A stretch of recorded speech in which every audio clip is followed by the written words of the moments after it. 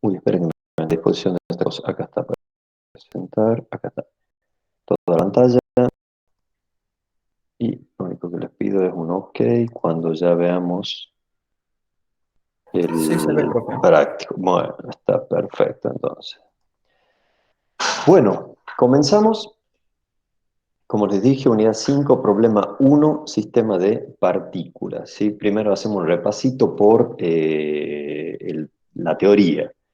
Llamamos un sistema de partículas, por ejemplo, a esto. Tenemos tres partículas en el espacio que pueden estar vinculadas entre sí con fuerza que le vamos a llamar más adelante interna, o alguien las puede estar empujando desde afuera del sistema. En este caso son solo estas tres partículas. Cada una de estas partículas tiene un vector posición. Acostúmbrense a ver los subíndices, 1, 1, todo lo que sea la partícula esta va a ser 1, todo lo que sea esta partícula va a tener subíndice 2, masa 2, posición 2, esta masa 3, posición 3. Pueden tener velocidades, cada una de ellas, velocidades en el espacio tridimensional, V1, V2 y V3. Ahí tenemos las velocidades que tiene cada una de estas partículas. Y aparece un concepto muy interesante llamado centro de masas, ¿sí? Otros libros le dicen centro de masa, lo llamamos con la letra, ¿cómo sería esto? Con la sigla CM en general. Y ese concepto de centro de masa es un punto imaginario del sistema, puede o no coincidir con el lugar donde haya masa, o sea, primero encuentro ese punto y eventualmente ahí puede haber una partícula o no, pero es un punto imaginario. A este punto imaginario, que es una especie de, como de fantasma, digamos, le ponemos algunas magnitudes físicas. Por ejemplo, podemos hablar de posición del centro de masa, uy, perdón, podemos hablar de aceleración del centro de masa, la velocidad del centro de masa, a pesar de ser un objeto que no existe. Energía le vamos a asociar a ese punto inexistente o cantidad de movimiento, ¿sí? Y en muchos libros se toma ese punto como el todo, como el sistema, o se lo puede asociar al sistema total. Es más, en muchos textos, o en este práctico también, a ese centro de masa le asociamos la masa total del sistema. Masa total, obviamente, la suma de M1 más M2 más M3. Por lo tanto, les dije que hay que estar atento, hay solo que saber sumar vectores o escalares para entender bien este tema. Bueno, ¿cómo se obtiene la posición del centro de masa? La posición del centro de masa, a esto le vamos a llamar posición, vector posición del centro de masa, se obtiene multiplicando. Esta regla es bastante fácil de recordarla siempre que uno busca la magnitud, por ejemplo, posición, acá aparece posición 1, posición 2, posición 3, y aparece la multiplicación por cada masa respectiva, la suma sobre todas las partículas, y se divide en la masa total. Fíjense acá la ecuación, la posición del centro de masa va a ser el producto de la masa 1 por el vector 1 de posición, más la masa 2 por el vector 2, más la masa 3 por el vector 3, y así sucesivamente, dividido en la masa total. Esa posición, acá la puse en el gráfico, la voy a marcar en todo este práctico como una cruz, ¿sí? Para que no crean que es una partícula. La voy a dar redondelita y con una crucecita va a ser el centro de masa, y sigue algunas reglas bastante obvias, que se encuentra aproximadamente en el centro, ¿sí? de la distribución de masa. Si yo tengo estas tres masas, M1, M2 y M3, el centro de masa no puede estar acá, ¿sí? Siempre va a estar en el centro, en la zona central de las masas que están en juego. Por ejemplo, si hay solo dos masas, va a estar en la línea que las une. Si hay tres, estará acá en la zona central, digamos, de este triángulo imaginario. Esa es la posición del Ese centro de sería masa. el caso, profe, en el que pesaran lo mismo, ¿verdad? En el que sus masas fueran iguales. Si las masas son iguales, ahí ya es lo que se llama el baricentro, ¿sí? De la distribución triangular, ¿sí? El punto ese baricéntrico del triángulo. Pero si no son iguales las masas, estará más cerca o más corrido este centro de masa de la masa más grande, hacia la masa más grande. Por ejemplo, si M1 fuese de 16 kilogramos y estos fueran de 1 kilo y de 2 kilos, este centro de masa estaría por acá, por donde está el láser. ¿Te imaginas? Más tirando hacia la más masuda, para decirlo de alguna manera. ¿Se entiende Sí, más o sí, menos? se entiende. Sí, se entiende. Perfecto. Profe, Diga, serían los tres ejes, ¿no? X y Z. ¿perdón? Serían los tres ejes ortogonales esos, X, E, Y, Z, ¿que no? Sí, sí, sí, acá siempre yo Que hay dos trabajo. Y ahí. Ah, ¿hay dos I? Ah, sí, listo, gracias. Ya, no entendía tu pregunta. Sí, este de arribita es Z. Gracias, muy amable. Muchas gracias. Ya lo corregimos para otros prácticos. ¿Estamos? Gracias. Sí, Esa perfecto. posición del centro de masa ya la vamos a graficar, pero también podemos darle una velocidad al centro de masa. Y la ecuación, fíjense que es muy similar a esta. Acá dice velocidad, y cada uno de estos productos es velocidad 1, velocidad 3, velocidad 2 por la masa. La velocidad del centro de masa es masa 1 por velocidad 1, más masa 2 por velocidad 2, más masa 3 por velocidad 3, sobre la masa total. Es un vector, este también es un vector, y ahí voy a hacer un dibujito. Ahí están los tres ejes con este Z trucha, esta y X, pero es Z y X. Y ahí voy a ponerle a este punto, lo voy a volver a dibujar acá para que lo vean, y le asocio este valor M. Este valor M grande, como si fuese una partícula imaginaria. No es necesario imaginárselo como una partícula, pero muchos textos lo hacen. Es una masa imaginaria y es la suma de las masas de todas las partículas, o sea, M1 más M2 más M3 más la que haya, la masa total. A ese centro de masa le asocio un vector posición en este sistema triédrico de aquí, de X, Z ortogonal, y le asocio una velocidad del centro de masa, que no tiene que coincidir con estas, sino que se calcula de esta manera. También le puedo asociar una cantidad de movimiento lineal al sistema. O sea, ya no hablo de la cantidad de movimiento lineal de esta partícula, o la de esta, o la de esta, ya voy a hablar del sistema. Y generalmente uno le asocia al sistema a este puntito centro de masa.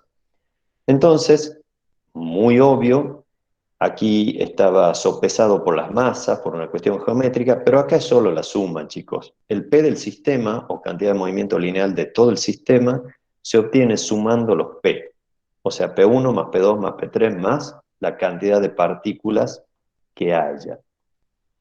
Lo interesante es que ese P de sistema que sale de hacer estas sumas, debido a esta propiedad de esta ecuación, después el que quiere, perdón, de esta ecuación, el que quiere lo puede verificar. Este P del sistema se puede obtener también como la masa total por la velocidad del centro de masa. Es bien sencillo darse cuenta que esta ecuación está relacionada con esta y con esta sumatoria, que esta es la masa total, y se obtiene esta ecuación. La masa total, recuerden, M grande es la suma de todas las masas. Entonces, acá tenemos tres ecuaciones bien valiosas: posición del centro de masa, velocidad del centro de masa y cantidad de movimiento lineal del sistema, ¿sí? De todo el sistema de partículas. Otro de los conceptos que tenemos que utilizar van a ser lo siguiente. Acá tenemos las tres posiciones de las tres partículas, pero estas partículas también podrían tener aceleraciones, chicos. Cada una de estas partículas podría tener vectores, aceleraciones, instantáneos. Por lo tanto, puedo definir una aceleración del centro de masa. Fíjense la ecuación, bastante sencilla, igual que antes, es la suma de los productos de cada masa por cada aceleración sobre la masa total. Ahí, simplificando el sistema, tenemos una posición, podemos tener una velocidad y también podemos tener una aceleración del centro de masa. Fíjense que a pesar de ser un punto imaginario, le asociamos una posición en el espacio, que eso es sencillo, pero también velocidades y aceleraciones. Estamos, otra ecuación de características similar a posición y velocidad, esta de aquí. Puede haber fuerzas sobre las partículas. Bueno, miren, acá he sacado un poquito para no entorpecer el dibujo, los vectores posición, pero puede haber fuerzas sobre el sistema de partículas y en especial las fuerzas se aplican sobre las partículas. Puede haber fuerza sobre M1, por ejemplo, la fuerza 1A, le voy a llamar A porque puede haber otra fuerza más, B. O sea, en este caso la partícula 1 tiene dos fuerzas que hacen objetos extraños al sistema. F1, fuerza sobre la partícula 1 hecha por una persona A, fuerza aplicada sobre la partícula 1 hecha por la persona B. Pero también pueden haber fuerzas llamadas internas. Puede haber una fuerza que hace sobre uno la partícula 2, esta de acá que la tironea, ¿por qué no? Como por ejemplo fuerzas eléctricas, gravitacionales o de resortes, elásticas. Y también puede haber una fuerza que haga la partícula 3 sobre M1, que sería esta otra fuerza violetita que está en la línea de acción de las partículas. Entonces, chicos, sobre la partícula 1 estoy graficando 4 fuerzas que tienen sutilmente características diferentes. Esta que le llamo A y B la hacen objetos extraños al sistema, terceros, le diríamos, en la jerga de los abogados. Pero estas dos fuercitas la hacen sus propias amigas del sistema. Sobre la partícula 2 también puede haber una fuerza externa, por ejemplo la fuerza F2A, y dos fuerzas internas porque son dos partículas, F2.1 y F2.3. Y sobre la partícula 3 pueden haber, si quieren, dos agentes externos haciendo fuerzas, la fuerza 3A y la fuerza 3B, pero las fuerzas internas que se hacen entre sí las partículas. Bueno, hablemos un poquito de esta situación, porque este esquema nos va a dar algunas conclusiones interesantes. Primero, si ustedes recuerdan cómo hemos calculado la aceleración del centro de masa en la diapo anterior, era masa 1 por aceleración 1, más masa 2 por aceleración 2. Pero esto, masa 1 por aceleración 1, es la ley de Newton aplicada a la partícula 1. Por lo tanto, este masa 1 por A1 se va a transformar por la sumatoria de fuerzas que actúan sobre la partícula 1. O sea, estas sumas son las 4 fuerzas. Masa 2 por aceleración 2, estamos hablando de esta partícula, va a ser la suma de las 3 fuerzas, en este caso, que actúan sobre la partícula 2. Y masa 3 igual, la suma de todas las fuerzas, en este caso 4. O sea que en definitiva, la aceleración del centro de masa, si acá sumo toda la fuerza que actúan estas 4, acá sumo estas 3, acá sumo estas 4, esta suma de todas estas fuerzas es la suma de todas las fuerzas que actúan sobre el sistema. La aceleración del centro de masa también se puede calcular con la suma de todas las fuerzas que actúan sobre el sistema dividido en la masa total. Pero, acá hay un pero interesante. Yo podría dividir esta suma de todas las fuerzas, esta de aquí, la podría dividir en la suma de fuerzas externas, o sea, las amarillas, más la suma de las fuerzas internas, las violetas, y me da la suma de fuerzas totales. Pero ocurre algo muy interesante. Chicos, observen el esquema, las fuerzas internas siempre se anulan en parejas. ¿Por qué? Por el principio de acción y reacción. F2.1 con F1.2 se anulan en su suma vectorial. F2.3 con F3.2, acá hay un pequeño error de subíndices también, F3.2 y F2.3 son estas, se anulan internamente, y estas también se anulan entre sí. Entonces, acá también un pequeño error de subíndice, sería 1.3 y 3.1. Como se anulan las fuerzas internas, esta ecuación, que era sume todas las fuerzas, se simplifica a esta, miren. La aceleración del centro de masas es igual a la suma de las fuerzas externas sobre la masa total. Y me olvido de todas las fuerzas internas. Es una ecuación bien potente para conocer cómo se mueve un centro de masas. ¿Está claro esto? Ignoro las fuerzas internas, me quedo con las externas. Obviamente, la suma de fuerzas externas son las amarillas en este caso, la F1A, 1B, 1C, 2A, 3A, 3B, solo las externas. Dicho lo anterior, pasamos a otra cosa más. Uno puede reescribir la ley de Newton, ¿sí? Del sistema de fuerzas, del sistema de partículas, la suma de todas las fuerzas que actúa sobre un sistema, las fuerzas externas, es la variación de la cantidad de movimiento lineal del sistema en el diferencial de tiempo. Esta es la redefinición de la ley de Newton, considerando en vez de masa por aceleración, cantidad de movimiento y tiempo.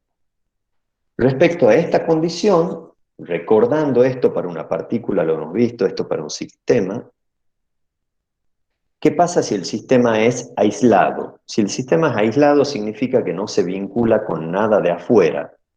Si no se vincula con nada de afuera, no hay ninguna fuerza externa, ¿sí? No hay ninguna de las fuerzas amarillitas.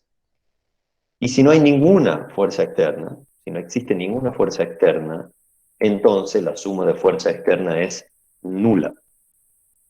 Y si la suma de fuerza externa es nula, entonces la cantidad de movimiento del sistema es constante. O sea, si esto es cero, eso es lo que se entiende por nula, si esto es cero, si esto vale cero, entonces significa que dp vale cero.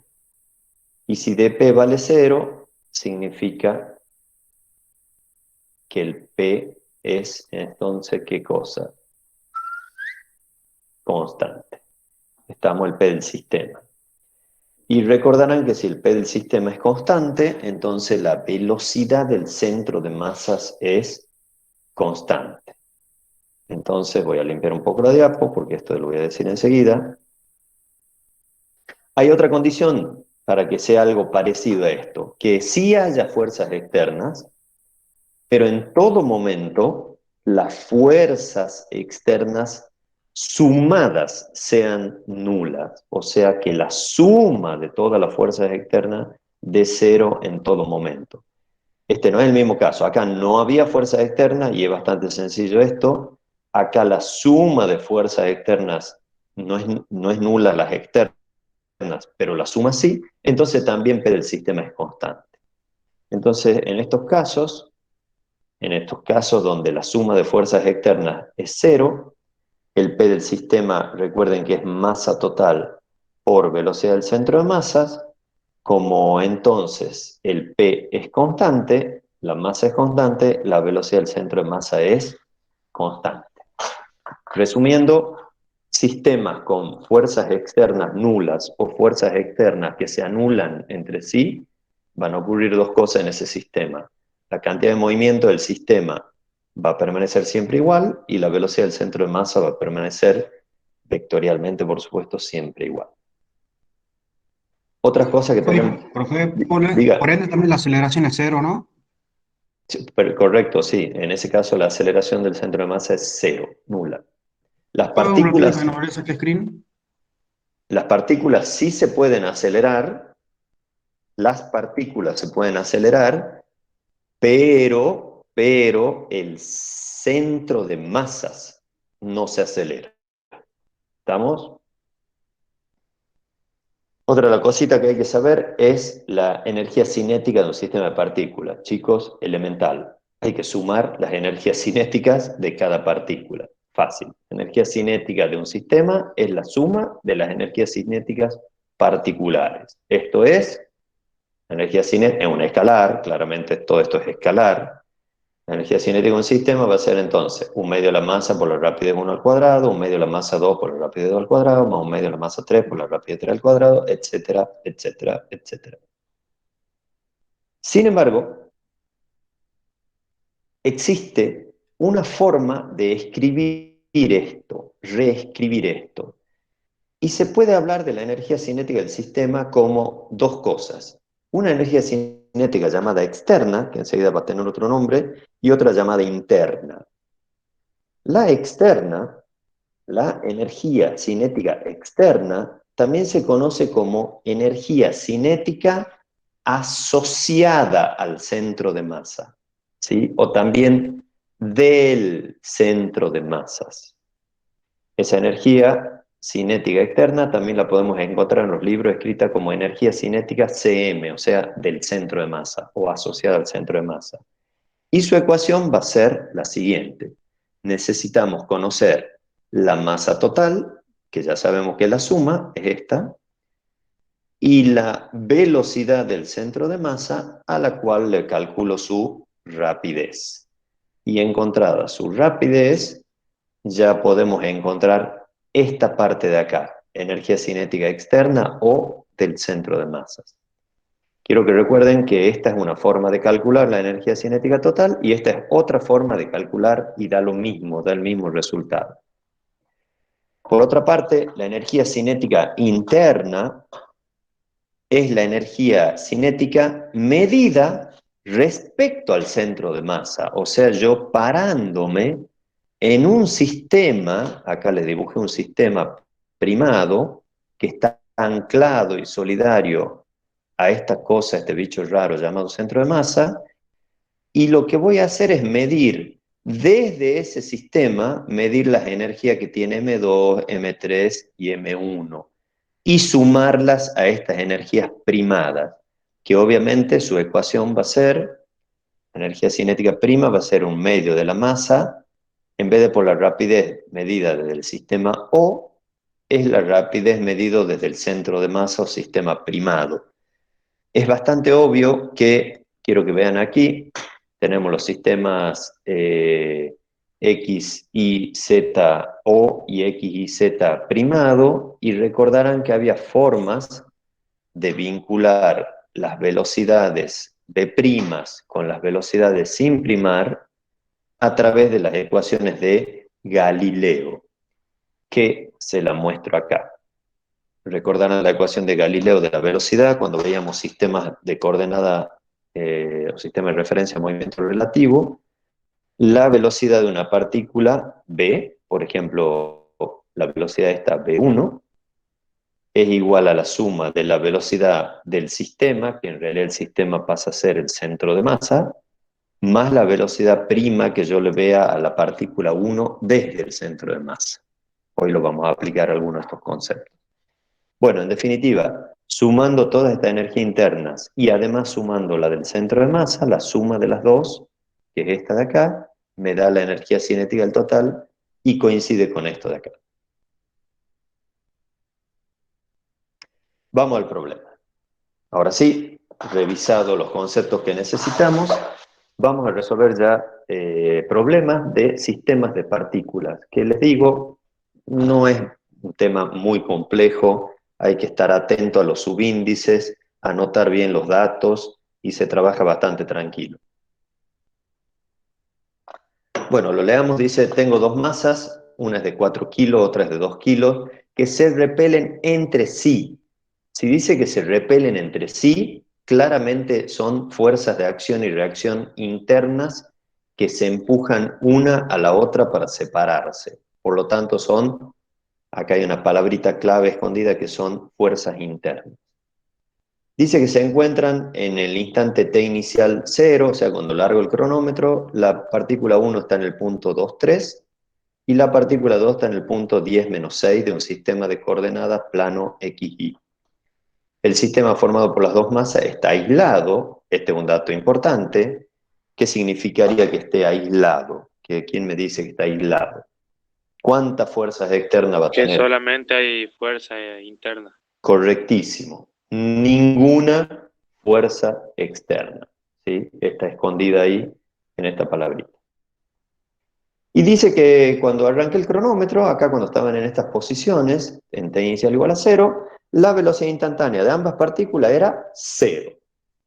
Vamos a hacer un dibujito, hago un dibujo, acá tenemos los datos, velocidades y masas, ahí la dibujo a la masa 1, a la masa 2, en un sistema coordenado XY, acá está, esto es 2,3, esto es 10-6, ahí están las dos partículas, y esta foto está sacada en t igual a 0 segundos.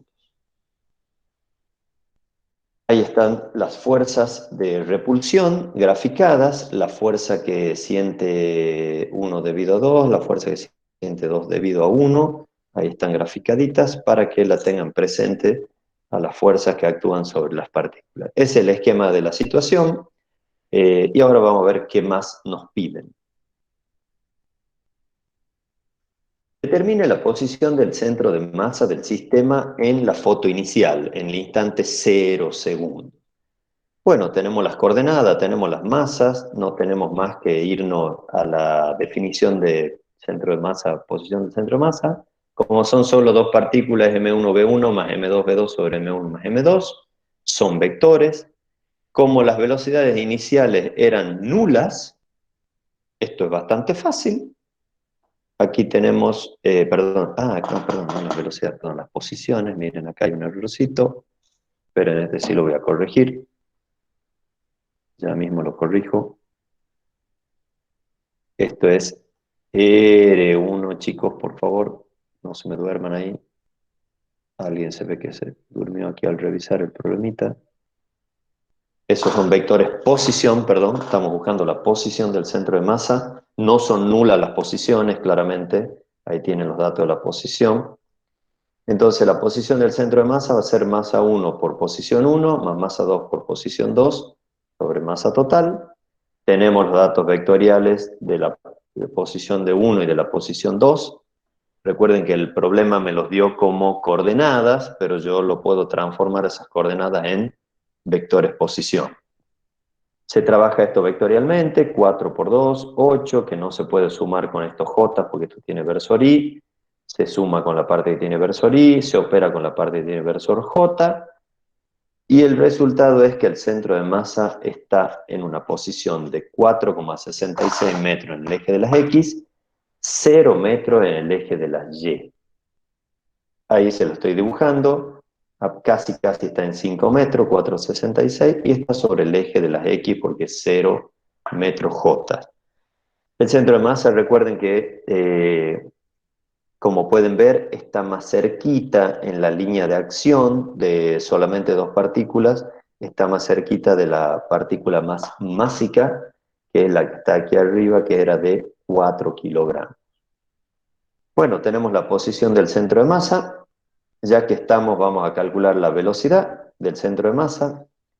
La velocidad del centro de masa es en masa 1 por V1 más masa 2 por V2 sobre masa total. Como las velocidades iniciales eran nulas, ahora sí, estamos hablando de velocidad es nula, la velocidad del centro de masa es nula. ¿Sí?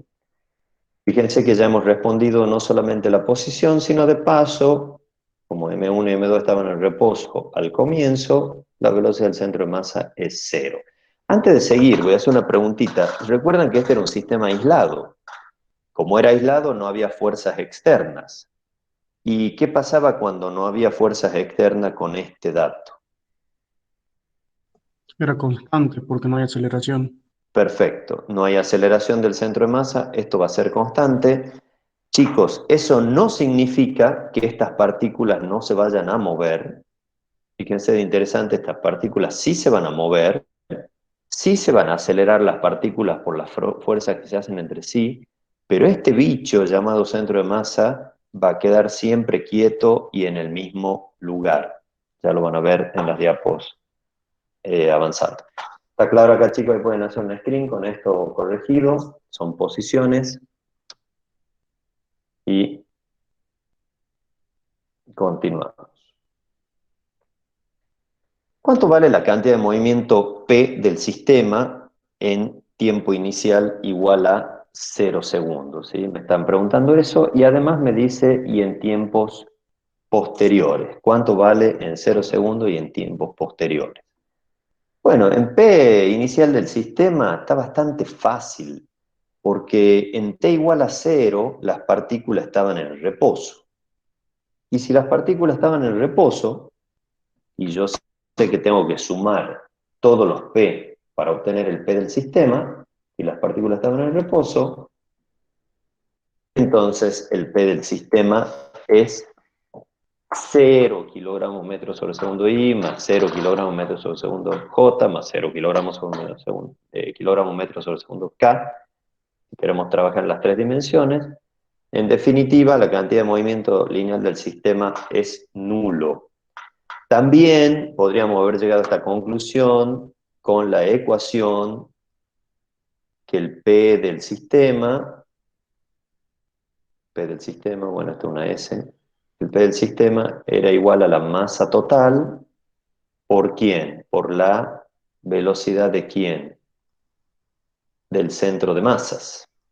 Pero recordarán que la velocidad del centro de masa era nula, entonces el P del sistema es nulo, ¿sí? No hay mucho que pensar. Cualquiera de los dos caminos me llevarían a que la cantidad de movimiento lineal del sistema es 0.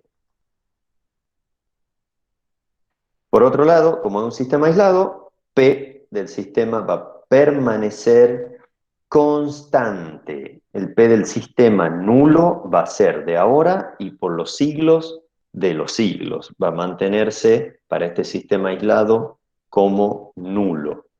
Chicos, esto no significa que las partículas no se muevan. Las partículas se van a mover, pero el sistema como un todo está quieto. Esto hay que pensarlo, ejercitarlo en la cabeza, razonarlo, qué significa que el sistema como un todo es como si estuviera quieto, pero sin embargo las partículas se mueven. Bueno, dicho esto, la constancia del P del sistema, de la velocidad del centro de masa, también va a ser constante y nula. No va a haber aceleración, como ha dicho un compañero. Dice, hago un dibujito cualitativo de las posiciones de M1 y M2 relativas al centro de masas a medida que transcurre el tiempo. Bueno, acá, mucha atención. Tengo mi sistema de partículas medido desde el laboratorio. Este es el sistema laboratorio, el que está graficado, XY. Este XY es mi sistema de laboratorio. El centro de masa está ubicado acá, ¿se acuerdan? 4,660 era la coordenada del centro de masa. Y si a mí me piden un dibujo de las posiciones de M1 y M2 relativas al centro de masa, tengo que hacer un salto, dejar de vivir en el laboratorio y pasar a vivir en el centro de masa para ver qué onda, cómo se ven las cosas desde ahí. Y para hacer esos saltos de sistema, tenemos las ecuaciones de Galileo. Ustedes recordarán, la posición de una partícula es la posición del centro de masa más R', siendo el sistema primado la que está en el centro de masa. La posición de cada partícula respecto al centro de masas, la posición de cada partícula respecto al centro de masa va a ser, despejando de acá, R1 menos R centro de masa, y R2' va a ser R2 menos centro de masa. Conocemos los datos de la posición del centro de masas, que va a estar en 4,660 y va a estar fijo. Ese centro de masa va a estar fija esa posición en el tiempo, en el sistema XY, es esta posición. Las posiciones iniciales R1 y R2 son estas, 2, 3, 10 menos 6. Recuerden que son posiciones iniciales en este sistema, son las que están dibujadas acá. Si lo quieren ver como vector, serían estos vectorcitos. Este sería R1 y este sería R2. ¿Estamos? Son los vectores posición de la partícula respecto al sistema O que está acá. Pero a mí me han dicho que busque qué es lo que ocurre o cómo se ve el mundo desde el centro de masa. Entonces voy a hacer un salto de sistema, chicos. Necesito saltar al sistema primado. Fíjense que ahí yo desvanecí el otro sistema y me quedo con el sistema primado. Y fíjense que en el sistema primado ya las posiciones son diferentes. Por lo tanto, aplicando las transformadas de Galileo, ahí está la recta de acción, obviamente, ahí la dibujé. Aplicando las transformadas de Galileo, que son estas de aquí, esta y esta, se obtiene, miren, la posición inicial de la partícula 1 en el sistema primado es menos 2,663, que es esto que está acá, menos 2,663, que son las coordenadas X e y para la partícula R2' se obtiene 5,34 versor I', menos 6 metros versor J'. Acuérdense que están los versores primados porque estamos en el sistema. Y ahora, ¿qué es lo que va a ocurrir? Bueno, chicos, las partículas se repelen entre sí. No sé si recuerdan cómo empezó este problema. Decía, las partículas se repelen entre sí y se hacen fuerza y se empujan entre sí. Además, tenían velocidad inicial nula. Por lo tanto, las partículas se van a separar siguiendo qué trayectoria. Si estaban en reposo, va a seguir la trayectoria que las une, pero el centro de masa va a permanecer inmóvil en el sistema XY, obviamente en el sistema X' y' va a ser el origen. Entonces ahí corre video para que estén atentos. Esto es más o menos lo que va a ocurrir con las partículas. Las partículas se van a mover, se van a ir separando cada vez más, empujándose, desaparecerán de nuestro mapa, pero el centro de masa va a estar quietito porque estaba quieto y no hay fuerzas externas. Está de nuevo, corre el video de nuevo, por si lo quieren ver. Un detalle interesante para mantener el centro de masa inmóvil, ¿qué les dice la intuición? ¿Qué partícula se va a mover más veloz? El video intenta mostrarlo esto. ¿Qué les dice la intuición si yo quiero que el centro de masa esté quietito en el sistema X, Y, o mantener el P del sistema constante? Bueno, hay alguien que escribe en el chat, entiendo por el ruidito, pero bueno, les voy anticipando. No, Seguramente. levantaron la mano. Ah, bueno, no, es que no lo puedo leer, así que capaz que está sin mic. Si quiere escribir, podría ser un buen ejercicio pensar en una repulsión de dos masas, una más másica que la otra, cuál se mueve más rápido cuando se empujan, es como para pensarlo. ¿Estamos? Bueno, no sé si el que levantó la mano está preguntando, pero acá termina nuestro problema 1. Así Profe, que ¿esas partículas se alejan entre sí a la misma velocidad? no, estas no se alejan entre sí en la misma velocidad. Se La que alejan entre sí, se alejan se entre sí con cantidades de movimiento opuestos, con P del mismo módulo y direcciones de sentidos opuestos. Pero vos acordate que En ese caso, entonces M2 se tendría que mover más rápido porque tiene menor masa, ¿verdad? correctísimo, esa es la conclusión. La cantidad de movimiento, acuérdense que tenía que ser cero, por lo tanto estas partículas se alejan con cantidad de movimientos de igual módulo, pero sentidos opuestos, por eso el P del sistema da cero. Y muy bien el muchacho ahí que abrió el mic. Ah, si el profesor está diciendo que los módulos de P1 y el módulo de quién, de P2 módulos son iguales, si los módulos de la cantidad de movimientos son iguales, entonces la partícula 2 debe ser en todo momento más veloz que la 1. Y eso es efectivamente lo que ocurre en este sistema. Profe, Diga. ¿ahí hay impulsión o no? Muy buena pregunta. El sistema tiene impulsión cero, pero cada partícula por separado tiene impulsión distinta de cero. Entonces, la partícula 1 sí recibe una impulsión, la partícula 2 sí recibe una impulsión, J estamos hablando, pero el sistema, sumando esas dos impulsiones, da cero. Por eso, yo estuve recalcando todo el tiempo, si la velocidad del centro de masa es cero, no significa que las partículas tienen que estar quietas. Si la aceleración del centro de masa es cero, no significa que las partículas no se pueden acelerar ellas, como en este caso. Si la cantidad de movimiento del sistema es cero, no significa que la cantidad de movimiento sobre cada partícula es cero. Si la impulsión del sistema es cero, no significa que la impulsión de cada partícula es nula. ¿Estamos? Bueno, dicho esto, pasamos al otro problema y si quieren hacemos como siempre, dejamos las preguntas para el final.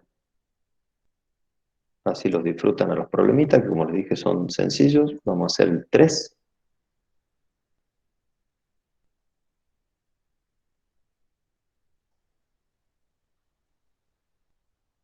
¿Estamos bien ahí? ¿Se está viendo el problemita 3? Sí, profe. Sí, profe. Bueno. Sí. Este problemita es un problema un tanto raro porque es una sola partícula que después se rompe y quedan dos partículas. O sea, lo vamos a trabajar como sistema de partículas. Después cuando vean choque o colisiones, o así se llama interacción de corta duración o choque o colisiones, van a ver que este problema puede encajar un poquito mejor en ese tema. pero nos vamos a animar a resolverlo acá porque es bien interesante. Pero recuerden, es un objeto que se parte en dos, o sea que es un sistema de partículas que eran dos pegadas y después esas dos separadas. O sea, le pido que vean al objeto único del comienzo, de 3 kilos, como en realidad ya formado por dos objetos, uno de 2 y uno de 1, ¿sí? Este objeto de 3, ya mírenlo como si estuviera formado a priori por uno de 2 y uno de 1. Dice así, dice que hay un objeto de masa 3 kilos que desliza sobre una superficie horizontal sin roce, no hay fuerza de rozamiento, con una velocidad de 4 metros sobre segundo en el eje X positivo, cuando explota en dos fragmentos sobre el piso, uno de 2 y uno de 1, ven que son 2 más 1 es 3, obviamente. Y después de la explosión, el fragmento más chico se mueve en el mismo plano, pero con una velocidad U2 de 8 metros sobre segundo en el eje de las Y. Vamos a hacer una esquemita de la situación para que quede claro.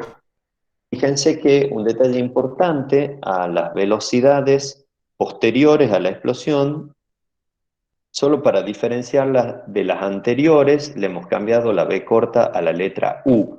Esto es bastante normal en colisiones, ¿sí? De hecho, es bastante normal que algunos textos usen la U como símbolo de velocidad o la B corta, como es lo más general. Pero no se asusten con esta U, no es una magnitud física nueva, es una velocidad. La situación inicial es esta, tienen una masa total de 3 kilos, esto está visto a vuelo de pájaros, visto desde arriba, desde el cielo, desde un dron, es un plano horizontal, ¿sí? Estoy viendo desde el techo. Esta es una masa de 3 kilos que lleva una velocidad en el eje X positivo. Luego ocurre un fenómeno explosivo, se parte esta cosa, y el fenómeno explosivo me separa este objeto original en dos partes. La parte M1 y la parte M2. Y acá el dato que me habían dado era que el fragmento más chico claramente es este 1, de 1 kilo, le voy a llamar ese el fragmento 2, tiene una velocidad, luego el choque de 8 metros sobre segundo en el eje de la J, miren, acá, se va para el eje de la Y. Esto no es para arriba, ¿no? Esto lo estamos viendo desde el cielo, ¿sí? Esto está ocurriendo en una mesa horizontal, ¿estamos? Como si fuese esos tejos, esos juegos de tejos, no sé, algo así. Bueno, acá hay muchas cosas interesantes que pensar. Fíjense la cantidad de movimiento que tiene esta partícula, va hacia la derecha, y aquí la cantidad de movimiento de esta pieza está yendo hacia el eje de la Y positiva. Seguramente esta partícula M1 se va a tener que terminar moviendo un poco para adelante y un poco quizás para abajo por la misma explosión, y ya van a ver que la ley de la física nos dice que así se va a mover. Un poco para adelante, ¿por qué? Porque no se puede perder esta cantidad de movimiento hacia adelante, como lo van a ver enseguida. Bueno, manos a la obra, se entiende la situación. Ahora le voy a dibujar en perspectivas. Esto ya está en perspectiva, el plano horizontal X y ya lo pongo en perspectiva. Este es el objeto original. Analice las fuerzas, dice, tanto interiores o exteriores que actúen antes, durante y después de la explosión. Antes tenemos peso y normal. Y fuerza interior no, porque ahí va tranquila las dos partes sin empujarse. Las fuerzas que son exteriores o externas a mi objeto es la normal y el peso, porque la hace el planeta o la mesa, por lo tanto no es parte de mi sistema. Durante la explosión ocurre algo interesante. Ya se separan, durante el empujón de la explosión ya podemos hablar de una parte del peso 1 y de una parte de sostén normal 1 y de un peso 2 y una normal 2. Pero también en una explosión, ustedes saben, en una explosión se separan las esquirlas desde el centro de masa, existen fuerzas interiores también. Presten atención al sistema, acá tenemos fuerzas externas P1, P2, N1 y N2, externas, y las fuerzas internas son las que se hace 1 a 2 y 2-1, ¿sí? La que se empujan entre sí. Y luego de la empujada, ya siguen por inercia moviéndose los pedazos, se van separando ya con ciertas velocidades, y como pueden ver ya vuelvo a tener solamente las fuerzas externas N1, N2, P1, P2, y las fuerzas internas, como terminó el contacto, la pechada, como diríamos en tucumano básico, que se han dado entre ellas las porciones, entonces ya han desaparecido. Bueno, recordar por favor este esquema. Por ejemplo, le hago una preguntita. ¿Qué onda estas dos? ¿Cómo son sus módulos? Iguales. Iguales. Módulo igual. Bien, por lo tanto, ¿cuánto da esta sumita de fuerzas externas? 0. 0. ¿Y qué onda? Las internas no nos interesan. Ya sabemos que se anulan por acción y reacción. ¿Y qué onda P1 y normal 1? ¿Cómo van a ser P1 y normal 1? Son iguales. En su módulo, ¿no es En cierto? su módulo, sí. Y sentido opuesto. Y P2 y N2 también, por lo tanto, wow, qué lindo. La suma de fuerzas externas a cada 0 y a cada 0, capaz que nos sirve para algo este razonamiento enseguida. De hecho, sí nos va a servir. Y se determina la velocidad con la que se mueve el centro de masa después de la explosión. Me está diciendo después de la explosión. Vamos a hacer el análisis. Ahí tenemos los tres momentos. Antes, durante, y después. Antes, con ese al final, durante y después. Y ahora vamos a la física. Fuerzas exteriores, nula, por lo tanto la aceleración del centro de masa es que nula, por lo tanto el centro de masa tiene que mantener una velocidad constante. Wow, acá, acá, acá, y por los siglos de los siglos, la velocidad del centro de masa será constante. Pregunta bastante tonta, pero por eso quizá este tema podría haber estado mejor para explosiones o choques explosivos, pero es fácil, lo voy a charlar con ustedes un segundito. Presten atención al inicio. Tenemos una sola partícula. Pregunta muy, muy retórica prácticamente. ¿Dónde está el centro de masa de una sola partícula? En el centro de la partícula. En la propia partícula, ¿sí? Entonces, si el centro de masa, acá antes de que se separen, era una sola partícula, el centro de masa, ¿dónde está? En la partícula. Y esta partícula sí se movía, ¿sí? Entonces vamos a juntar esta lógica en la cabeza. Si no hay fuerzas exteriores o la suma es cero, la aceleración del centro de masa es nula, la velocidad del centro de masa es constante, por lo tanto la velocidad del centro de masa antes, durante y después es la misma, exactamente igual. Y esto es lo que le decía, la velocidad del centro de masa antes es la velocidad de esta partícula. Y esta partícula sí tenía una velocidad v, y esa velocidad valía 4 metros sobre segundo en el eje de las X. Si no me creen, revisen el enunciado del problema. Entonces, durante y después de la explosión, la velocidad del centro de masa va a ser la misma. La velocidad del centro de masa es 4 metros sobre segundo y 0 metros sobre segundo J, 0 metros sobre segundo K, y es constante. ¿Se entendió esto? Se entendió esto porque acá, como era una partícula primero y después son dos, por ahí hay gente que duda un poco, pero espero que esté claro esto. Profe, la U esa que nos da la Entonces, U2 es una velocidad que se le suma a la partícula 2, a M2. No, no es que se le suma. La U2 es la velocidad que obtiene la partícula 2 luego de la explosión. ¿Y qué pasa Es, con estos 4 metros sobre segundo en el eje Y? la tiene la otra partícula, como verás en la próxima diapo. profe, ¿Me explico? La cantidad de movimiento que vos estás dudando de dónde está, porque este sistema tenía un movimiento en el eje de las X, es como que en la U2 está perdida, pero ya vas a ver con la diapo que sigo, y ya te escucho el otro muchacho, que ahí van a estar escondidas la cantidad de movimiento en el eje de las X, si es que te entiendo bien tu pregunta. Caballero, el otro que me dice profe acá al rato. sí, era la pregunta esa. Sería igual que en el caso anterior, que la partícula 2 se movería más rápido que la partícula 1 para permanecer el centro de masa en el mismo lado, ¿verdad? En el mismo lugar. Más o menos, porque acá el centro de masa está en movimiento. Ojo, acá. Claro, claro, o sea Ojito, que ojito. Sí hay un juego de eso, hay un jueguito de eso, pero acá es más interesante todavía la situación. Un poquito más interesante. Pero ojo, si estuviera quieto, sí. Te contestaría que bien, sí, pero acá bien, no. bien. Bueno, dicho lo anterior, ahora viene la pregunta. Che, ¿y cuál es la velocidad del fragmento de 2 kilos después de la explosión? Porque tenemos solo la U2, que era del livianito. Como nosotros sabemos que la fuerza externa es nula, nosotros sabemos que la cantidad de movimiento del sistema es constante. Claro, esto sí lo tenemos claro. O sea, la cantidad de movimiento del sistema, no las velocidades de las partículas, sino la velocidad del centro de masa y el P del sistema son constantes de este problema, gracias a esto. Entonces puedo plantear esta ecuación. Cantidad de movimiento del sistema antes va a ser igual a la cantidad de movimiento del sistema después. ¿Sí? Planteada esta ecuación, ahora pasamos a escribir qué es cantidad de movimiento del sistema antes y qué es después.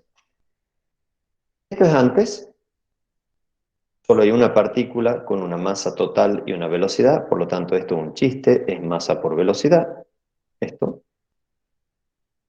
Pero después tengo dos partículas, entonces el P del sistema después va a ser la suma de la cantidad de movimiento de la partícula 1 después de la explosión, más la cantidad de la partícula 2 después de la explosión. O sea, el P de esta y el P de esta después de la explosión. Como P es tan sencillo como multiplicar masa por velocidad, fíjense esta ecuación que es vectorial, atención que es vectorial. Antes del sistema es esta foto. ¿Qué tenemos antes del sistema? Una partícula de masa m total por una velocidad v conocida. ¿Qué tenemos después de la explosión? Una partícula masa 1, que es esta, que sí sabemos que vale 2 kilos, por una 1 que no conocemos, más una partícula masa 2, que sabemos que tiene 1 kilo, por una U2 que sí conocemos. Si prestan atención, en esta ecuación hay una sola incógnita. Esa incógnita es U1.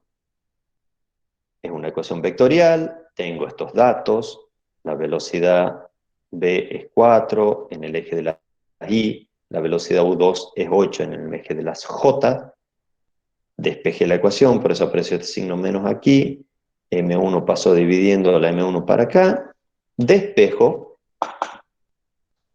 y señoras y señores, miren lo que va a hacer este objeto, esta parte del sistema, se va a escapar después de la colisión con parte de su movimiento en el eje de las X, que era esta parte que la teníamos perdida. ¿Dónde estará la cantidad de movimiento en el eje de las X? No puede desaparecer. Bueno, se la lleva esta partícula. Y también parte de la cantidad de movimiento, ¿hacia dónde? Hacia abajo, para poder anular, ¿cuál? La cantidad de movimiento que tiene esta partícula hacia arriba, de manera que la cantidad de movimiento total siga estando únicamente en el eje de las ¿qué? En el eje de las X. El P, este P del sistema, sigue estando en el eje de las X, igual que aquí. Es el mismo P. El P del sistema es exactamente el mismo.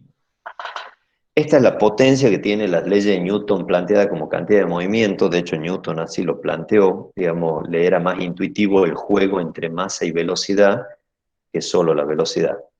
¿Sí? Después pueden calcular los P.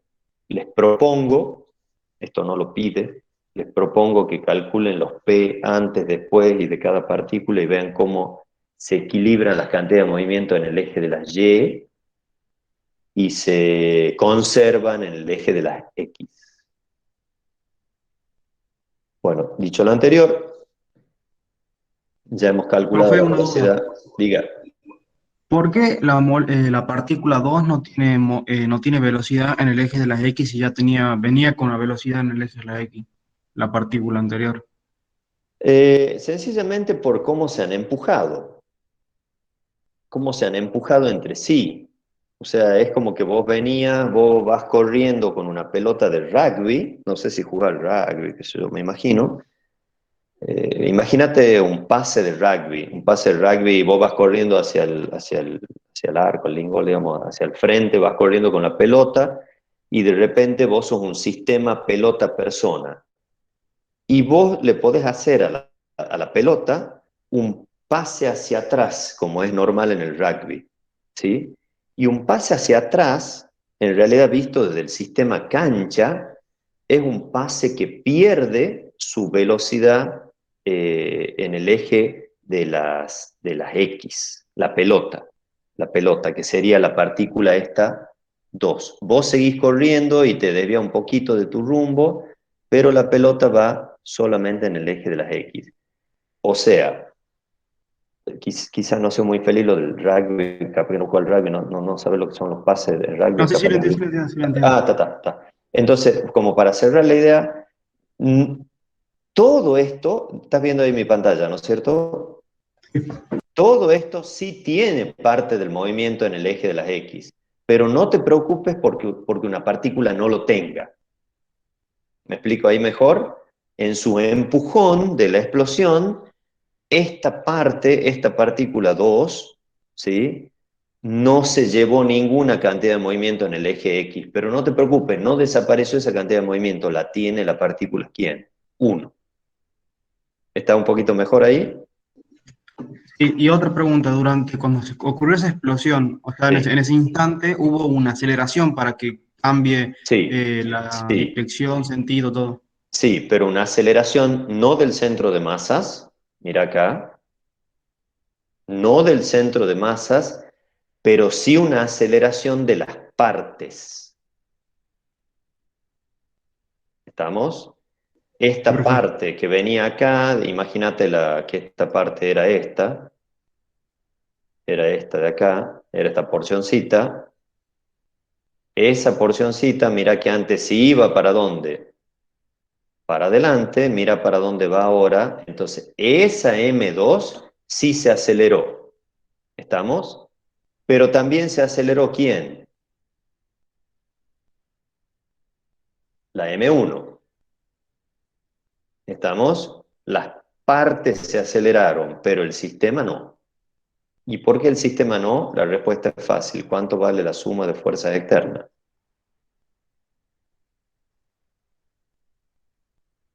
¿Se entendió? ¿Te has perdido ahí en la pregunta que te he hecho? No, no, sí, sí, sí entendí, sí entendí. Ah, perdón. No sabía si estaba escuchando. Está claro entonces, el centro de masa no se acelera. Las partículas, sus componentes sí. ¿Está ahí mejor? Sí, profe, sí. Bueno, dicho lo anterior, vamos a la última pregunta de este problema. ¿Cuánto aumenta la energía cinética del sistema en la explosión y de dónde puede haber salido esa energía? Bueno, primero la cátedra me confirma que aumentó la energía cinética, pero como yo no le creo, vamos a calcularlo. Calculemos la energía mecánica del sistema, primero. Primero la mecánica, no sé para qué, si pide la cinética, pero es para que la repasemos nada más. ¿Qué era la energía mecánica del sistema? Era la cinética más la potencial gravitatoria más la potencial elástica. ¿Tá? Pero como resortes no hay, la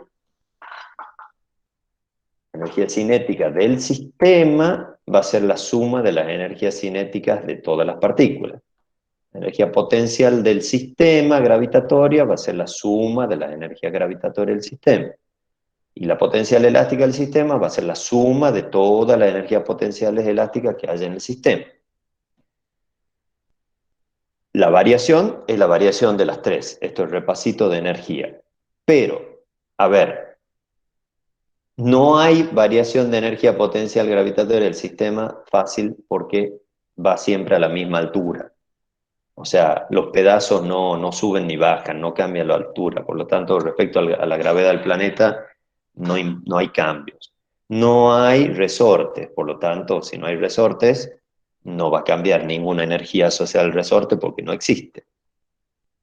Por lo tanto, la variación de energía mecánica va a ser solamente una variación de energía cinética.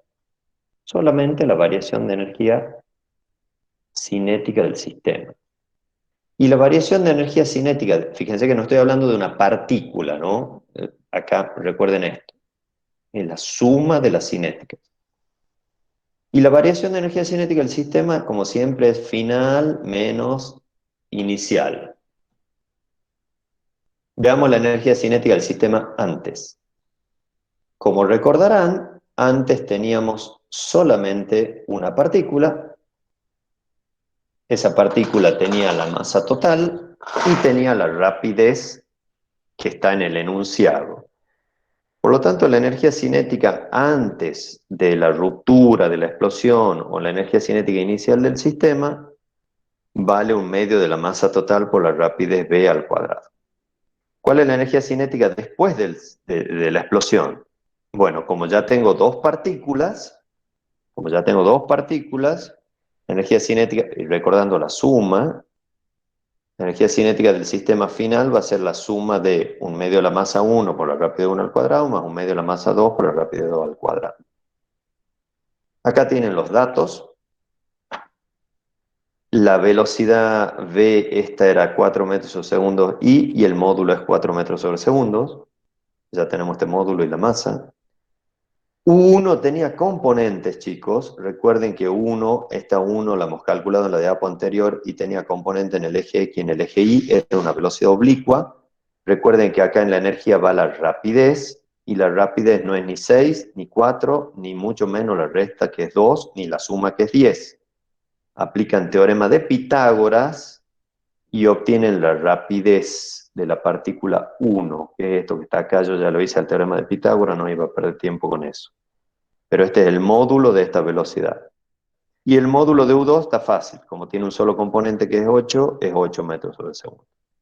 Chicos, conocemos masas totales, todos calculamos.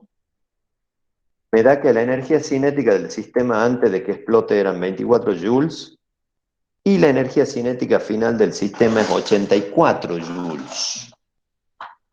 Definitivamente la cátedra tenía razón. La energía cinética del sistema aumentó, y aumentó en 60 joules. ¿Sí? Acá, por favor, le pido que mediten un poquito esto. Quiero que recuerden que había energía cinética del sistema, también era la suma de dos energías, que era la interna más la externa, o la externa la llamábamos del centro de masa, o asociada al centro de masa. Entonces, voy a hacer una pregunta un poco traicionera, a ver si alguien se anima a responder o a pensarla por lo menos. Recordarán que la velocidad del centro de masa era constante. ¿Se acuerdan? En este problema, velocidad del centro de masa hemos dicho que era constante. ¿Me confirman esto si lo tienen claro en este problema? Sí, profe. Bueno, quizás alguno estaría tentado a decir, como la velocidad del centro de masa es constante y la masa del sistema es constante, quizás la energía cinética del sistema es constante, pero no. Acuérdense que no hay una regla directa que diga que si la si la velocidad del centro de masa es constante, la energía cinética es constante. Esto no es así. Pueden aparecer, como en este caso, fuerzas internas y trabajos hechos por las fuerzas internas, como vamos a ver en la siguiente diapositiva. Entonces, ¿aumentó la energía cinética? Sí. 60 joules, que aparecieron por arte de magia, pero tampoco tanto, no por arte de magia, sino por la pólvora que habrá tenido este cohete, si imaginamos que es un petardo.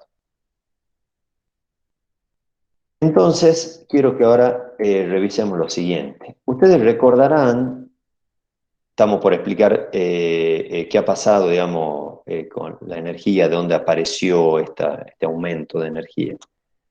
Ustedes recordarán que energía cinética en un sistema era la suma de todas las energías cinéticas, o otra forma de escribirla era, a la misma ecuación, la del centro de masas más la interna. ¿Sí? Y la del centro de masas, esta parte, chicos, solo esta parte de acá, solo esto es igual a esto. Y acá sí, esto es constante y esto es constante. Entonces, esa energía, la energía del centro de masa, esta parte de acá, esta sí permanece constante, pero no la total. ¿Y por qué no la total? Porque puede cambiar la energía cinética interna. Recordarán que la energía cinética interna se calculaba como medio de cada masa de cada partícula por la rapidez medida desde el sistema centro de masa elevado al cuadrado. Entonces, recordando que las velocidades primadas, esta de acá, estas rapideces salen de la ecuación de Galileo. Recordarán el teorema de trabajo y energía. El teorema de trabajo neto dice que va a ser la variación de energía de todo el sistema. Pero ahora me tomo un pequeño truquito de decir, che, el trabajo neto es el trabajo de todas las fuerzas. Entonces tengo todo el derecho en separar en trabajo de fuerzas externas y trabajos hechos por las fuerzas internas de la explosión. Tengo todo el derecho de decir que la suma de estos dos grupos de trabajo es la variación de la energía cinética del sistema. Pero veamos qué pasa con el trabajo de las fuerzas externas. ¿Se acuerdan cuál era la externa de este problema, verdad? Normal 1, normal 2, peso 1, peso 2, peso total, normal total. Y también recuerdan que pesos y normales, como el objeto no se hundía en el piso ni salía volando, el desplazamiento de este objeto siempre es perpendicular a todas las fuerzas externas. Va de nuevo, el desplazamiento que tiene tanto la partícula inicial como las otras siempre es perpendicular, porque va en el plano horizontal, a pesos inormales. Y como siempre esos desplazamientos son perpendiculares a pesos inormales, los trabajos de las fuerzas externas son nulos. Por lo tanto, esta parte de aquí vale 0. Acá quiero parar un ratito, porque alguna persona podría estar diciendo, no, profesor, pero si ya sabíamos que la fuerza externa era 0, entonces el trabajo externo es 0. Eso es falso. Chicos, que las fuerzas externas sean 0 no garantizan que el trabajo externo sea 0. Yo tengo que verificarlo, y acá lo he verificado, debido a que todas las fuerzas son perpendiculares a los desplazamientos. Bueno, una vez dicho esto, me queda esta ecuación, que las fuercitas internas, esa que se hacía una mitad a la otra, son las responsables de esos 60 joules de cambio, ¿sí? Y como la variación de energía cinética del sistema va a ser la variación de energía cinética del centro de masa más la variación de energía de la interna, como está aquí, y además yo sé que como la masa total y la velocidad del centro de masa son constantes, esto va a ser constante, y si esto es constante, no varía, llego a una conclusión de que está, debido a que no hay cambio en la velocidad del centro de masa, la variación de energía cinética del centro de masa es nula, entonces descubro que el trabajo de las fuerzas internas, esta de aquí, es responsable de la variación de la energía cinética interna, ¿sí? Llamado acá delta de energías primadas o variación de energía cinética interna. ¿Estamos hasta acá? O sea que la respuesta es, ¿de dónde cuerno salió la energía cinética del sistema que antes no tenía ni traía? Salió en este problemita del trabajo hecho de las fuerzas en la explosión, de ese empujarse entre las partículas de la pólvora que se quemó, ganó energía el sistema 60 joules. ¿Estamos? ¿Alguna pregunta inmediata o pasamos al último de hoy? Profe, las velocidades U serían respecto a un sistema de coordenadas o sea, anclado al Centro de centro masa. de masa, ¿verdad? Exactamente. Estas primadas, esta B que estás viendo aquí es saltaste, gracias a la coordenada, a las ecuaciones de Galileo, saltaste a un sistema centro de masa y desde ahí medí la velocidad de cada partícula. Lo pueden hacer, ¿no? Con este problema lo pueden hacer, es un desafío hacerlo, estos calculitos van a ver que le va a dar 60 joules la variación de las energías cinéticas internas. Yo se los sugiero que lo hagan, que calculen las velocidades primas, que calculen las energías internas y que verifiquen todo esto. Bueno, vamos a hacer el último de la tarde y después escucho dudas generales. Es el problema 5. Como les dije, un práctico dinámico, rápido, no tiene mayores inconvenientes. Y vamos a hacer el problema 5. ¿Estamos? Ahí vamos con este último y después nos van a quedar seguro 15 o 20 minutos para charlar o escuchar dudas. El problema 5 dice así: un observador mide respecto al sistema laboratorio velocidades de dos partículas que son M1 de 2 kilos y M2 de 3 kilos y obtiene los valores B1 y B2. Uno va en el eje de las X, otro en el eje de las Y. Y la representación del problema es: hago mi sistemita, mido estas velocidades, estas son las partículas, las posiciones no dicen nada, por lo tanto las dibujé en cualquier lugar, pero sí me dice las velocidades. Dice que la partícula 2, que es la de 3 kilos, lleva una velocidad de 1 metro sobre segundo en el eje de las Y, que es esta B2 que está acá. Y la velocidad 1 es de la partícula 1 que va por el eje de las X. Recuerden que esto no está subiendo ni bajando, lo pueden pensar en un plano horizontal si quieren. Y las posiciones, les repito, me hubiera dado lo mismo dibujar esta partícula, lo voy a exagerar, me hubiera dado lo mismo dibujar M1 acá y M2 aquí, siempre que le ponga el vector velocidad para arriba, que es al que le estoy prestando atención. Bueno. Los datos los conocen, masas y velocidades las conocen, está cantado para calcular la velocidad del centro de masa. Si yo conozco todas las masas y las velocidades respectivas, está cantado para calcular la velocidad del centro de masa, pero veamos qué me pide. Dice así: wow, qué original, qué obvio. Bueno, dice así: determine la velocidad del centro de masa relativa al observador, pero me dice algo más, que esto es lo que me preguntabas vos, muchachos, hace un ratito: cómo se calculaban o qué eran las velocidades primadas, ¿sí? Entonces acá dice este ítem A: determine la velocidad del centro de masa, lo que es obvio primero, y después las velocidades relativas al centro de masa, B1' y B2'. ¿Tá? Obviamente para calcular esto necesito la velocidad del centro de masa. Bueno, ahí está. Hago un esquema rápido, tiro una liñita que une las dos partículas. Y fíjense, yo pongo el centro de masa en un lugar cualquiera porque no estoy interesado en la posición, pero obvio, chicos, que va a estar, si solamente hay dos partículas, va a estar en la recta que cruza M1 y M2, que es esta liñita de puntos, y va a estar con tendencia a estar más cerca de la masa más masuda, para decirlo de alguna manera, que en este caso es M2. Por lo tanto, a ojito pongo el centro de masa ahí como para tener una idea de lo que va pasando.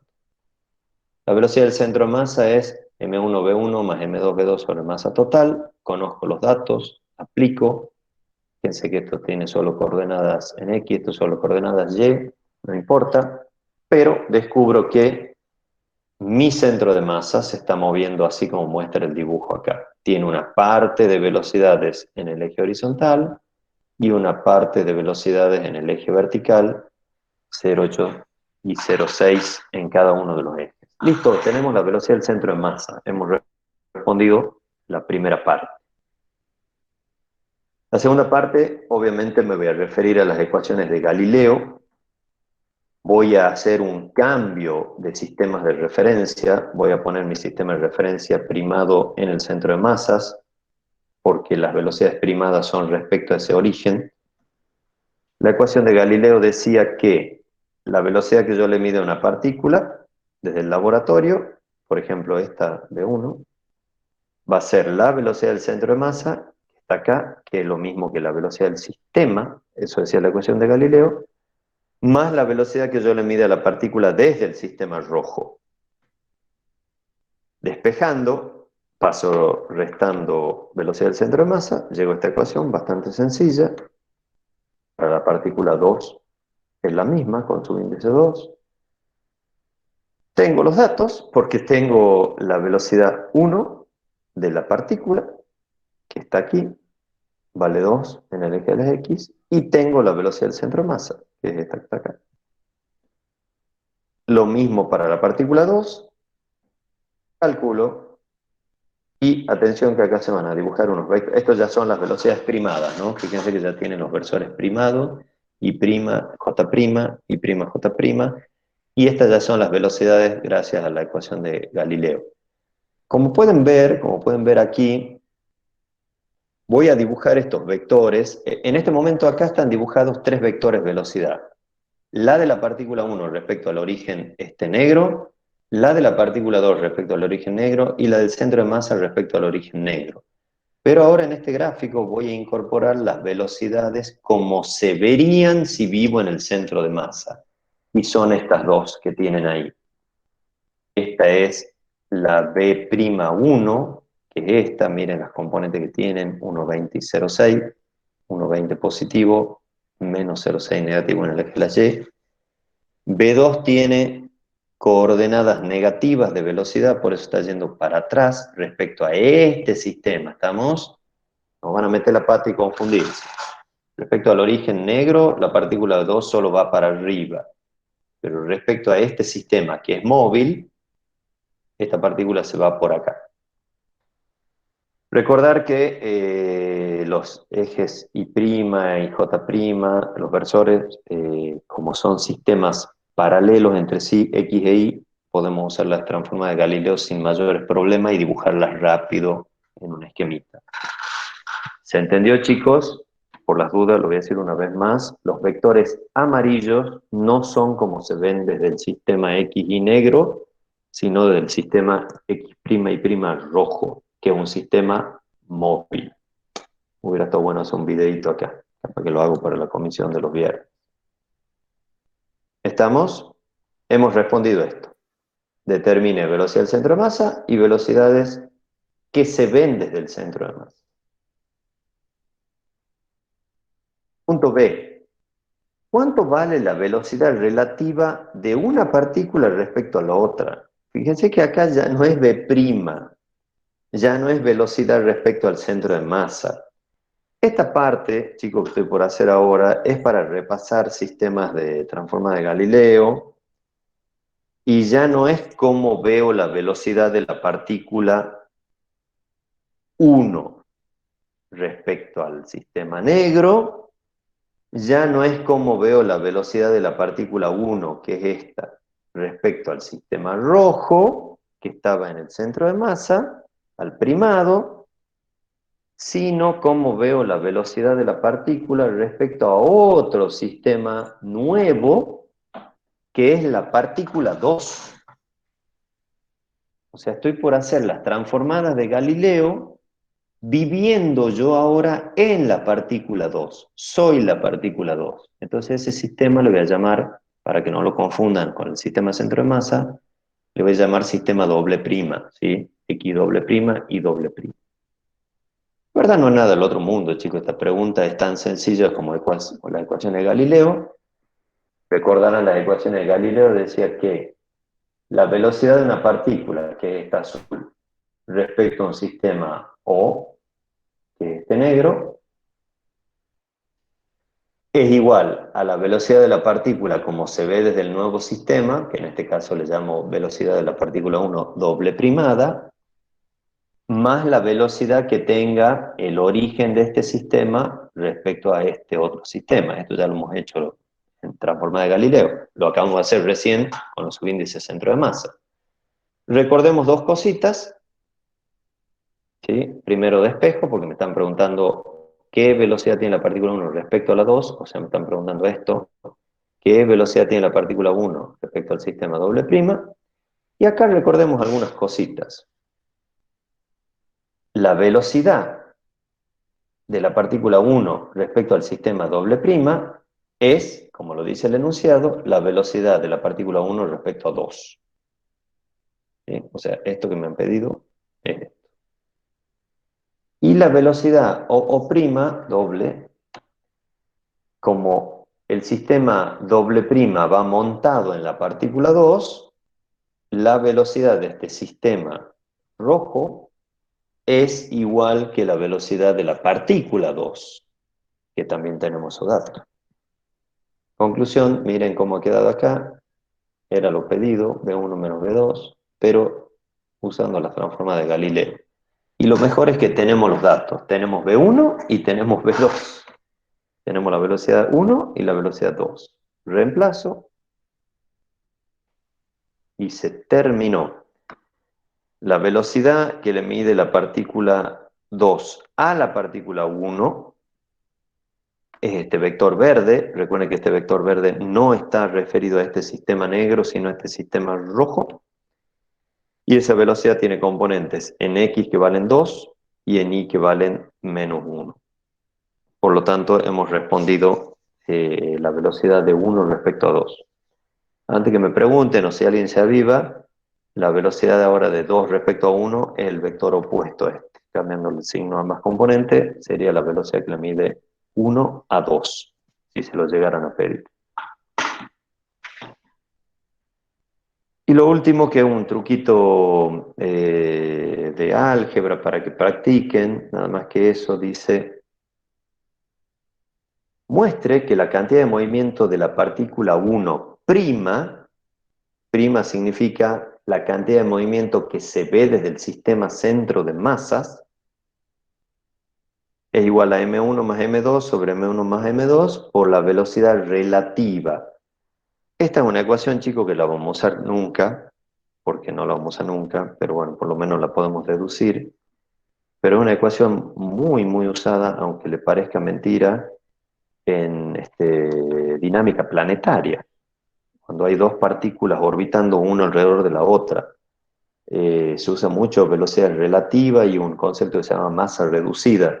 El que le interese puede encontrar a este productito como masa reducida en muchos textos. Al que le interese, realmente es muy interesante. Se usa mucho en dinámica planetaria o satelital también. Se puede usar en dinámica satelital también. Pero bueno, nosotros lo vamos a demostrar que esto es verdad. Y lo vamos a hacer con álgebra pura, no con física. Vamos a mezclar ecuaciones. Ahí va. Dice, demuestre que esto es cierto. Va. ¿Cuál es la cantidad de movimiento lineal de M1 con respecto al centro de masa? O sea, esto. Cantidad de movimiento, salto al sistema centro de masa, que está acá. Salto a este sistema. Respecto al sistema centro de masa, esperen que borre un poquito. Respecto al sistema centro de masa, la velocidad prima la conocíamos, la habíamos calculado, y la masa es M1, porque estamos por estudiar M1. Entonces, la cantidad de movimiento primado de la partícula 1 va a ser masa 1 por velocidad primada 1. Si recuerdan, cuando hemos trabajado recién, la velocidad primada 1 era la velocidad que se ve desde la Tierra o desde el laboratorio negro, menos la velocidad del centro de masa. Pueden hacerse despejada. Y si recuerdan, la velocidad del centro de masa es m1v1 más m2v2 sobre masa total. Reemplazo. Ahora opero, junto un poco. Pongo factor común, denominador común, suma de masa. Esto dividido en esto por, me da m1, m2. Esto es dividido en m1, por esto es esto. Bueno, espero que me entiendan lo que es por esto y esto por esto. Pero es álgebra de la secundaria. Factor común del denominador. Acá hacen propiedad distributiva de M1, van a ver que le queda M1 por B1 y acá M1 por B1, pero restando. Por lo tanto, al hacer la distributiva se me cancelan M1, B1 y M1, B1, pero me queda para sacar el factor común M2, y lo saco. El factor común de acá me queda M2B1 menos M2B2, saco factor común, agrupo esto, M1 por M2 sobre la suma, lo puedo hacer factoriando, es muy sencillo, meto el paréntesis, como quieran, saco el paréntesis, si lo quieren decir así. Acuérdense que hemos arrancado de aquí, ¿no? Acuérdense que hemos arrancado de aquí. Cuando revisen el screen se van a dar cuenta. Y estamos trabajando con este término de acá. Y estamos en esta posición casi al terminar. ¿Y qué era B1 menos B2? B1 menos B2, recordarán de la diapositiva justo anterior, B1 menos B2 era la velocidad relativa, B1, 2. Por lo tanto, reemplazo y me queda M1 por M2 sobre M1 más M2 por la velocidad relativa. Ahí hemos terminado. Efectivamente, dejo ahí si tiene que hacer un screen. Y al que le interese, esto se llama masa reducida. Y así se mide muchas veces la cantidad de movimientos internas respecto al centro de masa de un sistema de partículas, como masa reducida por velocidad relativa. Chicos, tenemos media hora. ¿Siguen ahí? Sí, profe. Sí, profe. Sí, sí. Chicos, tenemos media hora, no tenemos más problemas para hoy. Sí, voy a abrir todos los PowerPoint, ahí están, el 1, el 3, el 5, por si alguien tiene alguna duda. Me avisan, o no sé si en el chat ahí, Ceci se ha ido contestando, no escuché mucho clink clink. No, no hubo consultas. Sí, Profe, en el enunciado del problema termino. 3, en otro nos dan la velocidad U, o sea que donde se ve prima, ¿no? En el 3, Sí, ahí nos dan como dato U igual a 4 metros sobre segundo J, creo, algo así. no, eso no es primado, no. La velocidad U es la velocidad vista desde el sistema laboratorio, o sea, sin primar, pero lo hemos llamado U solo porque es después de la explosión. No es velocidad respecto al centro de masa. O sea, sería como, debería ser la Uy, velocidad 2, perdón, por decirlo. no estoy compartiendo. Es la velocidad 2. Es la velocidad Esa 2. era la pregunta que tenía anteriormente, me había confundido. Entonces, a esa velocidad le tengo que restar la velocidad del centro de masa y así obtengo B', ¿no? O obtendrías U2'. Esa sería la U' La- de la masa 2. Sería la U' o velocidad prima de la masa 2 después del choque, medida desde el centro de masa. Correcto. ¿Sí? Te lo anoto acá. ¿Estás viendo ahí? Sí, sí, profe. Creo que tu pregunta es esta. Creo que era para demostrar lo de la energía, que yo le he puesto como un desafío. Supongo que te refieres a eso. Sí, para eso. Vos tenés así, vas a anclar, por acá hay un centro de masa, ¿verdad? Por ahí, en algún lugar de ahí hay un centro de masa. Entonces ahí vos vas a anclar un ¿qué? El sistema centro de masa, ¿estamos? El sistema primado. Y prima, X prima. Perdona la letra, pero voy hablando para que me siga lo que voy dibujando, ¿sí? Entonces, vos respecto a ese sistema centro de masa, vos recordá qué cosa, que la velocidad, o sea, U que 2 siempre es igual a la que la velocidad de quién, del nuevo sistema, que en este caso es la velocidad de quién, del centro de masa, porque vos estás saltando un sistema centro de masa, más la velocidad que le medís a la partícula 2, le voy a llamar U2, ¿sí? U2, pero prima. ¿Estamos? La transforma de Galileo. ¿Me seguí hasta ahí? Sí, profe. Y de esta ecuacioncita vos tenés U2, está dado en el enunciado, y B centro de masa, que la hemos calculado. ¿Te acuerdas? De Sí, sí. hecho, era esta, no sé si te acordás, la del centro de masa, por la constancia, no sé si te acordás. Y ahí despejando esa ecuacioncita, fíjate que la incógnita es esta de acá, que la pongo como así tétrica para que te des cuenta que lo que te tiene que meter miedo, no conozco esto y lo tengo que buscar en el parcial a eso. Entonces despejas eso y eso es U2', o sea, la velocidad del centro de masa, perdón, la velocidad de la masa 2 medida desde el centro de masa después de la explosión. Espero que esté más Yo me claro. había confundido porque cuando vimos el tema de sistemas no inerciales, Sí, nosotros al otro sistema le poníamos velocidad U, por eso me sí, había confundido. está bueno. A mí por eso si vos has estado vos siempre has estado conmigo en la práctica, Sí, capaz que vos te refieres a la teoría, porque si vos te acordás cuando yo transformaba de Galileo, yo casi nunca usaba U, yo siempre decía, ¿dónde anda acá? Yo siempre decía velocidad del sistema O' respecto al O, ¿te acordás? Y le ponías la letrita B, y te decía, pero en muchos libros le dicen U, no sé si te acordás. sí, sí, sí, me acuerdo.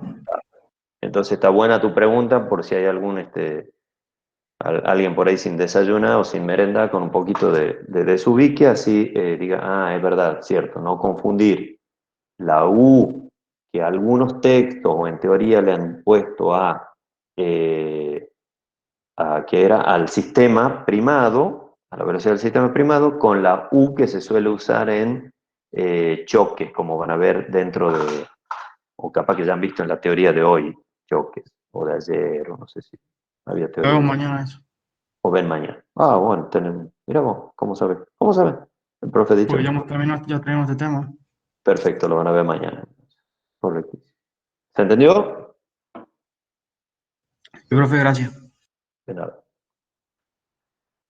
¿Alguna duda más? Profe, Diga. yo me quedé sin wifi y no pude me quedé en el último ejercicio. Sí. El último es, ¿y qué quiere los screen? Porque va a estar complicado que los vuelva a dar entera la clase. Sí, sí, los screens, desde el punto C. El último, ¿cuál era el último? Ahora que me perdí, ¿cuál era el último? El 6, creo que es el último.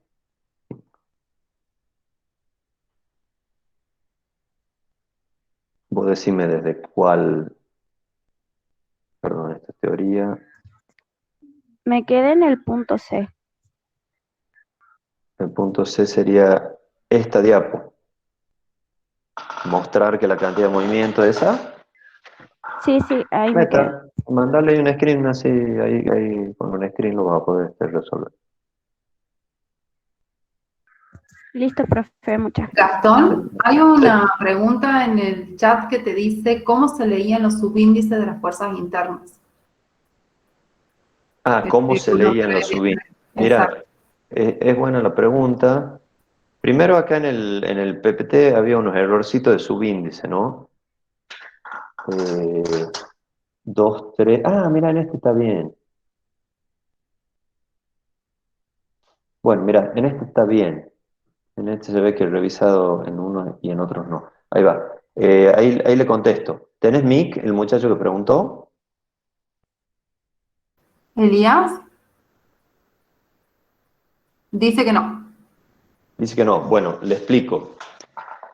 Mira, Elías, depende el librito, depende el manualcito o el autor, le ponen distintos nombres a las fuerzas internas.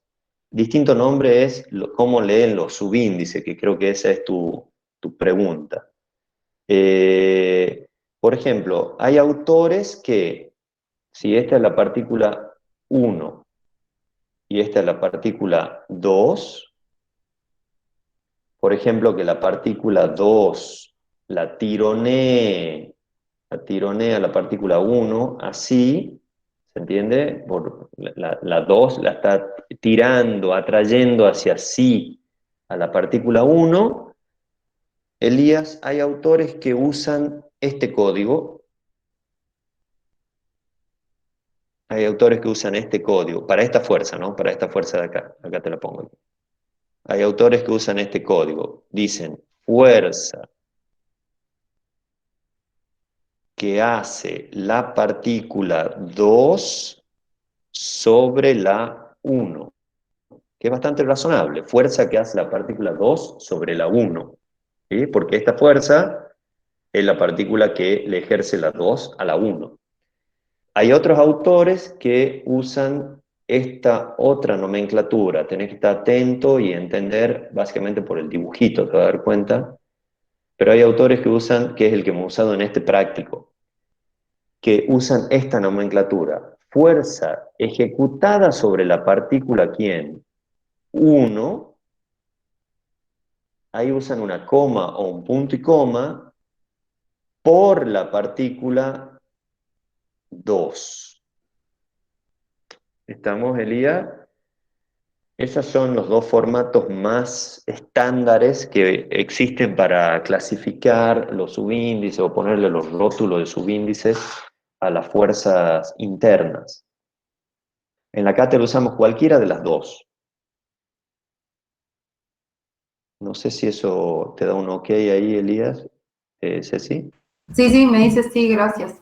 ¿Era eso Profesor, la primera entonces? se leería la fuerza 2, la fuerza ejercida por la partícula 2 sobre 1, y la Sí. otra la fuerza ejercida en la partícula 1 por la partícula 2. Sí, es la misma, estamos hablando de la misma fuerza. Es solo la forma de escribirla. Depende qué librito, qué autor. eh, eh, Quizás otros usen, a ver, podemos inventar más métodos, ¿no? Quizás otros dicen fuerza sobre la partícula ¿quién? 1, y más abajo en otro subíndice le ponen 2, como diciendo, es la fuerza en 1 debido a 2. Cada autor va a tener su nomenclatura. No hay un estándar mundial, ni desaprobamos gente en los parciales por usar un estándar o el otro. ¿Está claro?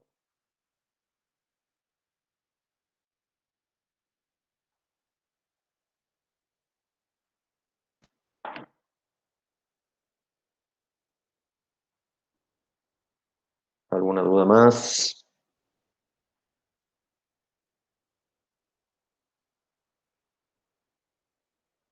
Dice Elías si pasaba lo mismo para los sistemas de referencias inerciales. ¿Qué sería si pasaba lo mismo? Generalmente no, porque un sistema inercial, usamos subíndices combinados, a veces o''. O'' es más que aplicado o ejercido, ahí era vector posición del origen O' con respecto al O. Sí, puede ser algo parecido, Elías, pero no lo pienses como fuerzas, porque los sistemas no se ejercen entre sí. Sería más que nada algún código que habremos usado, por ejemplo, velocidad O''. Claro, bueno, ahora te veo. Velocidad O'' significaría la velocidad que tiene el origen O' con respecto a O. Entonces ahí el sobre no se usa mucho porque el sobre da una idea de sobre, de ejercer fuerza sobre. Pero estate atento a eso, Elías, porque cada autor puede estar usando subíndices distintos o letras distintas. Por ejemplo, la U es bastante frecuente para movimiento relativo y a mí no me gusta mucho. Prefiero la letra B siempre. Es más, para choque también, yo no suelo usar la U, uso velocidad antes y velocidad después. Uso B corta A y B corta D, como B corta velocidad antes y B corta D velocidad después, pero es muy normal que la bibliografía use la U. Gastón dice que comprendió. Lo veo listo, sí, ahora porque Perdón. ya no estoy compartiendo. Gracias, Ceci. Recuerden, digo lo de siempre, nobleza obliga, yo no estoy por dar otro problema, solo me quedo escuchando consultas y tengo acá pagado por los impuestos de ustedes hasta las 20 para acompañarlo. Y la Ceci también, si quiere. Así que escucho si tienen más dudas. Si no me avisan, y nos vamos todos a tomar un cafecito.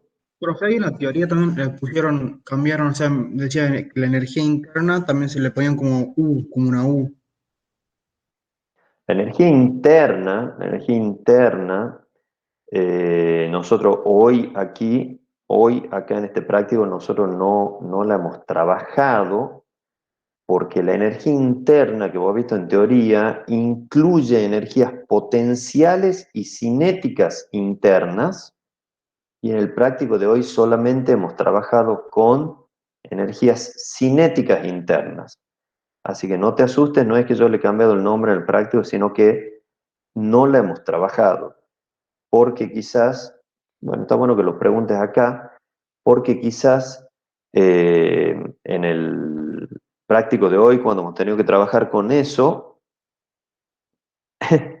nos vayamos a hacer la previa. Dale, Elisa, chao, ya me voy a hacer un salamito ahí, un picadito de salame, una cervecita y un quesito pategra. Entonces te sigo contestando. No hemos usado nunca hoy energía interna. La energía interna es una cosa más delicada que usa energía cinética interna y energía potencial interna de vínculo entre las partículas. Y hoy los casos que hemos trabajado ha sido solo energía cinética interna. Estamos, Augusto, creo que era vos que preguntamos, Facundo. O sea que, si no entiendo mal, U vendría a ser la energía total del sistema, donde tenemos una energía, Interna, energías, cinética, la cinética, las potenciales in- externas, más la U y las U internas, o sea, la U potencial y la U cinética, algo así. dicho, la verdad no estuve en la teoría, pero supongo que es lo que No, andaba. eso yo lo vi solo, me acuerdo que lo leí solo a la teoría.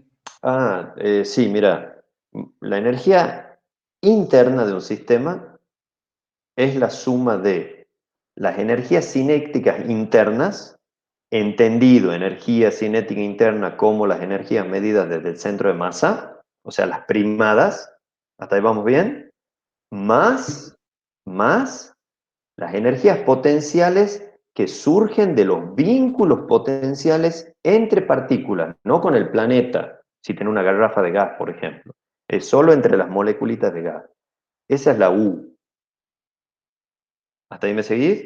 Y la energía total del sistema sería la interna, que incluye las cinéticas primadas internas y las potenciales internas interpartículas, más la energía del centro de masas, que es la energía vista desde el laboratorio, y más las energías potenciales externas asociadas a objetos externos al sistema, que es, por ejemplo, el planeta Tierra.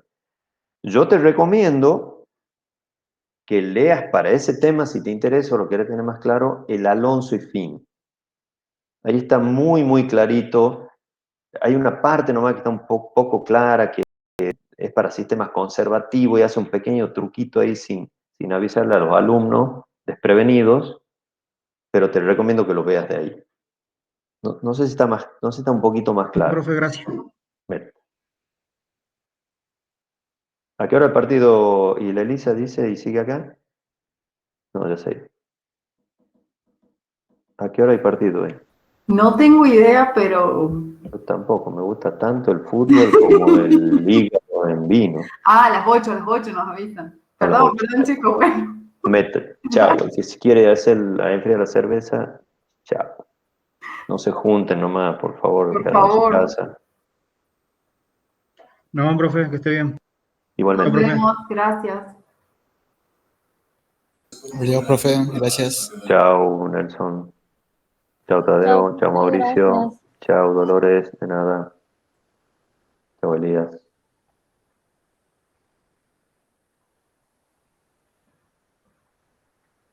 Bueno, no sé si ya estamos, damos por terminado esto. ¿Ah? Bueno, Andrés, Bueno, chao chicos, nos nos vemos, que vemos. anden bien. Chao, Chao, Ceci. chao.